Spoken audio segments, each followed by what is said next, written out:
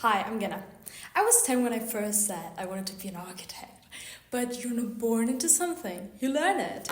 And I believe learning doesn't have to be painful or lonely, it can be fun, especially when we share how we do things.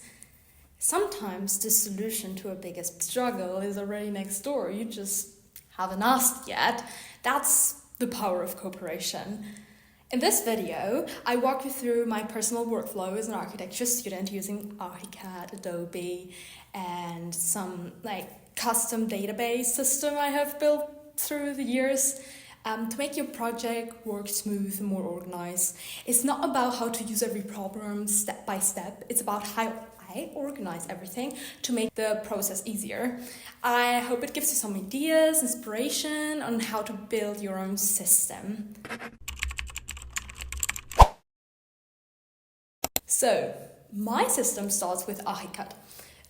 That's where usually my projects are born. Sorry for everyone having other programs here. First thing you need to understand is 4 main areas. First, we have the project map. This is like your construction site. It's where you put your walls, your windows, doors, sections, views. This is like the window everyone uses. And then we have the second window, the view map. It's basically your experimentation area. You can say, hey, I want this in pink, I want this in blue, I want this bigger, I want this smaller, and you can try around everything you have done in the first house. Then we have the layout book. This is where you put the pictures of your house and present them to your professors. And well, I feel like we all know about this. Like the first window and the third window are pretty well known. The unknown things are the second and the fourth window. Why am I talking so much about this second window? Because of graphic overrides. To really use Archicad effectively, you need to know about graphic overrides. It's like a rule book that lets you change things big scale. Let's say I have a version of my house. I just draw this house with pink walls, and I want another with blue walls. So I go to graphic override. Here you can see how I've already created a graphic override in pink, but we want one in blue. So we go and create a new one. Now we go and create a new rule because we want the walls in blue to be blue. Like you create a shelf where you can have either one rule or a set of rules. We create a rule with blue for the walls and add it to the blue graphic override. You can add as many rules as you need to every override. That's the cool thing about graphic overrides. You can really change everything like doors and how the windows look. Then you have to save the new view. While on the project map, the house number 1, we activate the blue override. Through the organizer, we can copy the project map into the view map, like taking a picture of the construction site just as it is right now. So as the project evolves, so do these plans. It's not like it stays.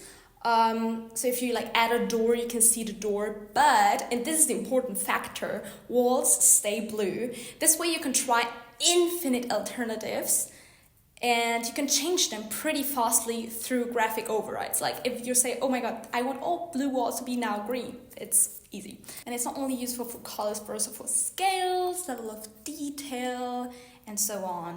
Further uses of graphic overrides are Photoshop.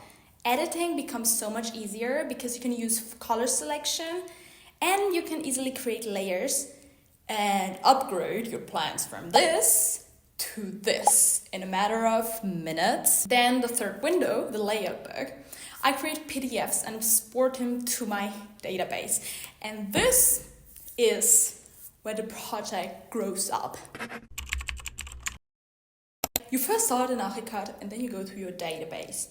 This is how my database looks like. I mean, pretty normal. I'll show you my housing project as an example of how a database can be structured.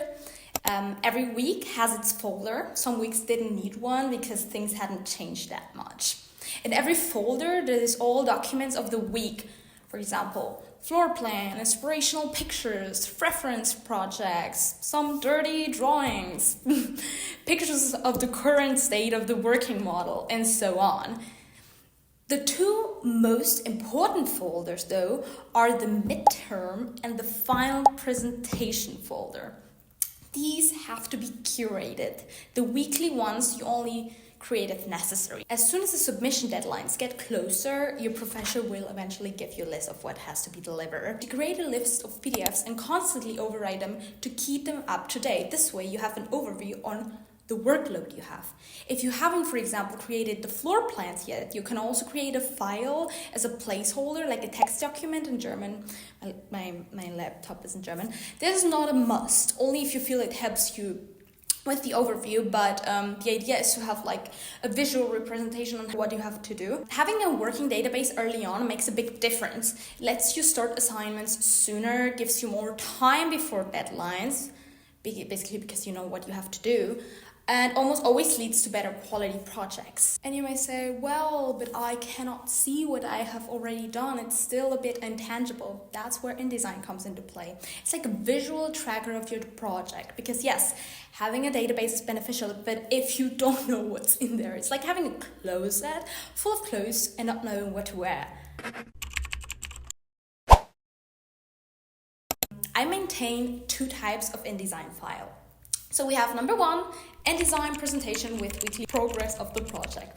Here we have everything we've done for the project documented, like everything. This is like this box of socks you have in your closet. Working models, inspiration, dead ideas we might relive in the future in form of sketches or other dirty ways of presentation, graphics. It's like a diary.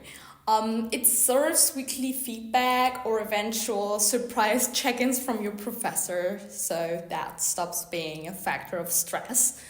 And then I have InDesign layout for midterm and final presentation. I introduce my database PDFs and create a set of default fonts with F11. This way I can visually see all I have to do for the final presentation, and starting the layout earlier means you don't have to stress about the layout later. And let's be honest, architecture is about selling. So if you start early enough with the graphics, you'll probably be able to deliver your idea graphically much more understandable than if you did it last minute. So the earlier you start your layout, the better. Bonus if you set up your default fonts early enough. That way you can play around with sizes and weights in your weekly deliveries, not only in your final ones. And by the time a big presentation comes up, it's one less thing to stress about. You can also create a color palette, or so many things you can do on Adobe. So I know this was a very speedy look on my workflow, and it's not too complex, but it's how things work for me. Why is workflow important? Why do I think it's important? Well, fonts, colors, database, and a good architecture structure are the infrastructure that allows you and your team to focus on what really matters, the project. And that's also the fun part. The point of a workflow is not to be perfect, but to work for you. It's easy to set boundaries like free weekends or not working after 6 p.m. If you have a working infrastructure like a plan, you may start with a twice per week workload, and when it's time to scale up, you can do so without burning out because you know what you have on your plate. You shouldn't have to choose between career and mental health. It's not normal and it's not necessary for your success. Like always, let's talk it out in the comments. Let me know how you're structuring your projects or what helped you work more efficiently. It was nice talking to you. See you soon.